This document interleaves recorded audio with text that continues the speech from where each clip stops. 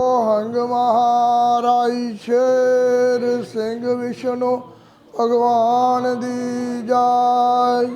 सो हंग महाराज शेर सिंह विष्णु भगवान दी जाय। सो हंग महाराज शेर सिंह विष्णु भगवान दी जाय। मानयोग तो सत्कारयोग हर संग जीओ, आप सारे ही शहनशाह हजूर सच्चे पातशाह जी महाराज के दरबार में बैठ के सत्संग सुन रहे हो।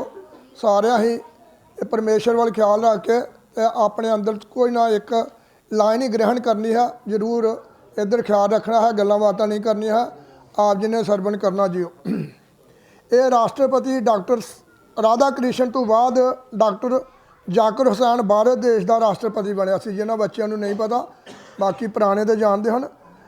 ये औरंगजेब का सिपाही होंदा सी पहले, तो उस वेले उसका नाम असगर सी, पर उसनू सारे अल्लाह करके जानते सी। ये 21 विसाख का दिन सी, तो शहनशाह हजूर सच्चे पातशाह ने लेख उसके परथाए लिखवाया है जी। राष्ट्रपति जाकिर हुसैन का लेख जाके जो लिखा गया है, आप जी ने सरवण करना है जी। 21 विसाख कहे मैं पवन आया 21, एक ओंकार दिती वडियाई आ, जाकिर सहन अरंगे दा सी सिपाही। अरंगा औरंगजेब नूं कहा गया है, जो साहब 10वें पातशाह तो औरंगजेब का नाल नाल चलता रहा है समा। अरंगा जाकिर हुसैन अरंगे दा सी सिपाही, गोबिंद चरना दी मंगी सिक्खी।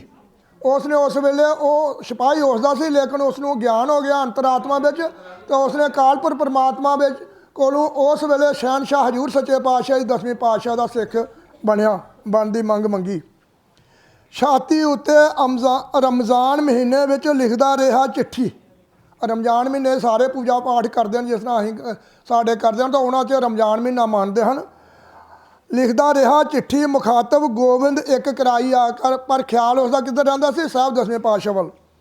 सूरत नैना विच रहे टिकी, एक प्रतख वल लगाई आ, वो वाल भी उसकी टिक टिकी लगी रही सी।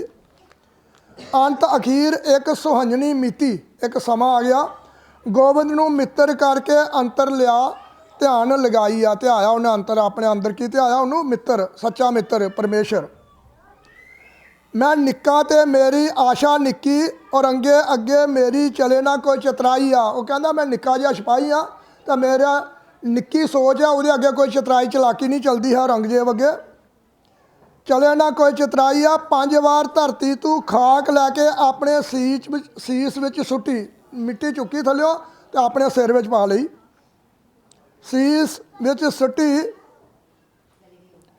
फिर मक्के वाल पिठ ते गोबिंद वाल लाई टिकी, उधर पिठ करती मक्के वाल, और सजदा करते हैं लैंदे दिशा में, लेकिन उसने उधर पिठ की तो टिक टिकी किधर लगाई, साहब 10वें पातशाह के चरणों वाल।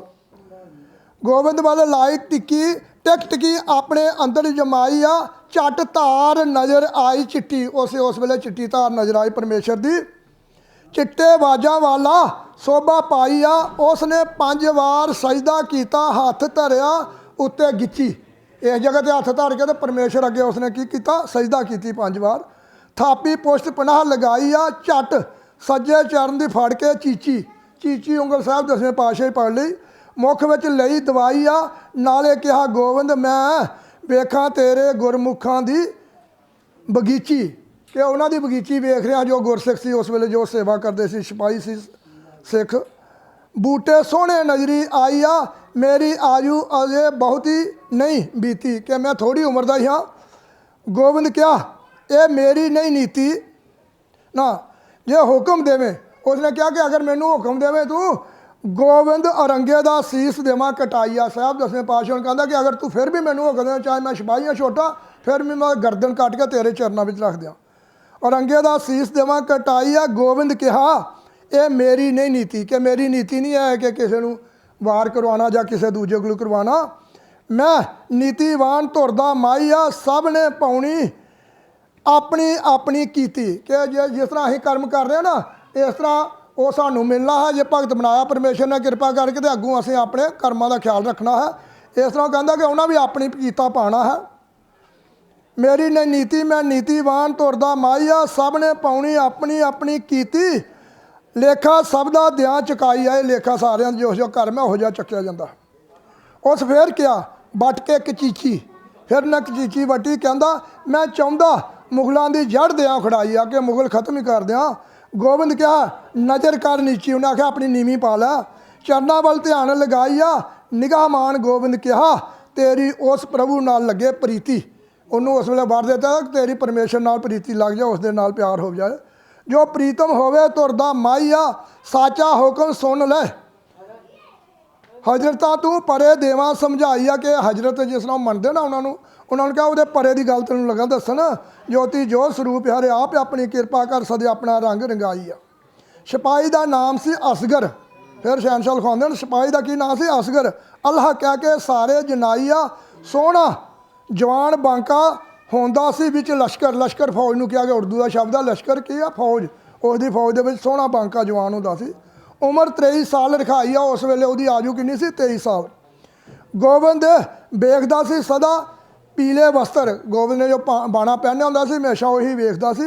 अखा मीट ध्यान लगाई आ, एक दिन अपने मस्तक मार के शस्त्र, शस्त्र जो कुरबान सी उसने अपने मत्थे ते मारी, खून दिता बगाई आ। गोबिंद मेरी रत नाल रंग लिया अपने वस्त्र, कहता उन्होंने कि अपने सारे वस्त्र मेरे खून नाल रंग लिया, मेरे खून का मजमून लै बनाई आ। गोबिंद ने हुक्म दिता सी पेशतर, बाद हुक्म दिता सहज नाल समझाई आ, जिस वेले मैं आवां अमामा दा अमाम देश बेसतर, कि जिस वेले मैं अमामा दा अमाम अकालपुर परमात्मा जो सत स्वरूप आप देख रहे हो, जो मैं वो बन के आवांगा, अवलड़ा वेस वटाई आ, तेनू उस इसे भारत का नरेश कर दर्शन देवा चाई चाहिए, कि तू उस वेले भारत का नरेश होवेगा, नरेश राष्ट्रपति बनया, फिर मैं तेनू दीदार दर्शन देवांगा।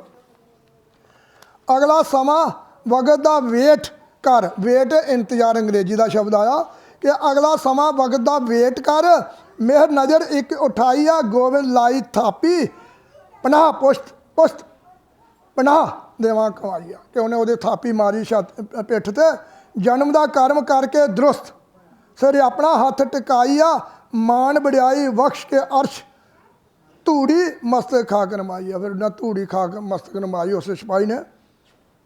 जीवन जगत विच करके चिन्हत, बुद्धिवान देवा योधा नाल समझाई आ, जिस मान मिलिया भारत विच मुल्क, मालिक दिती मान वडियाई आ, मालिक परमेश्वर ने उसी मान वडियाई दी।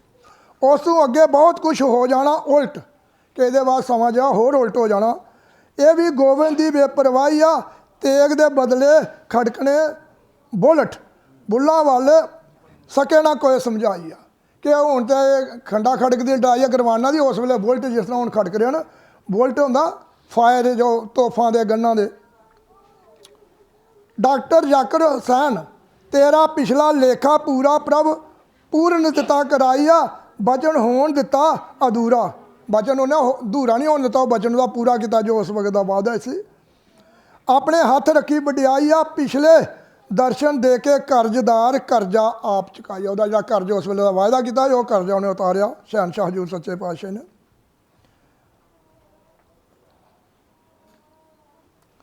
आप चुकाइया ज्योति जो स्वरूप हरे आप अपनी कृपा कर सादे अपनी खेल खिलाइया, तेरी अंतर चिट्ठी दे थां भेजी चिट्ठी। फिर शहनशाह हजूर सच्चे पातशाह नूं बाणी राही चिट्ठी भेजी, लिख के भेजा, चिट्ठी नाल वडियाइया लेखा रखिया नहीं पेशतर, 80 पर्वत टिल्ले ना कोई चतराइया, कोई पिछला लेखा वह रहन नहीं था, उधार नहीं रहनता। शब्दी धार मान के चिट्ठी 5 पैज दिती वडियाई आ, उस काल सच दिती, सारी सच दिती वडियाई आ, उन्हें सच्ची वडियाई दे दी। तृप्त नूं उसे करके कहा तू अखे लिखत लिखी, क्योंकि तृप्त उस वेले उसकी भैन सी, उस सिपाही की तृप्त कौर जो भैन जो लिखत लिखती सी, लेख लिखती सी, उस वक्त की सी उसकी भैन सी। ये उस समय तेरी भैन तू उसका भाई, क्यों अंत समय उसने गल पूछी सी निक्की, क्योंकि उसने भी अपने भाई को गल, बस ये 2 लाइन गोबिंद सी निक्की, निक्की जही आख सुनाई आ, क्यों तू गोबिंद की मंगदा सिक्खी, कि तू गोबिंद की सिक्खी क्यों मंग रहे हो। भैन भी वो मुसलमान सी ना, ਉਹਨੂੰ ਕਹਿੰਦੇ ਤੂੰ ਸਿੱਖੀ ਕਿਉਂ ਮੰਗ ਰਿਹਾ? ਕੀ ਉਸ ਦੇ ਵਿੱਚ ਵਡਿਆਈ ਆ? ਉਹਦੇ ਵਿੱਚ ਵਡਿਆਈ ਕਿਹੜੀ ਹੈ? ਜੋਤੀ ਜੋਤ ਸਰੂਪ ਹਰੇ ਆਪ ਆਪਣੀ ਕਿਰਪਾ ਕਰ ਸਕਦੇ, ਆਪਣਾ ਹੁਕਮ ਵਰਤਾਈ ਆ।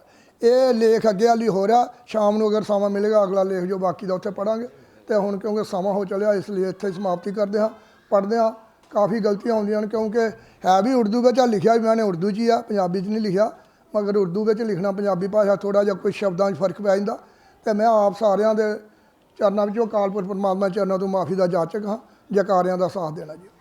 ਸੋਹੰਗ ਮਹਾਰਾਜ ਸ਼ੇਰ ਸਿੰਘ ਵਿਸ਼ਨੂੰ ਭਗਵਾਨ ਦੀ ਜੈ।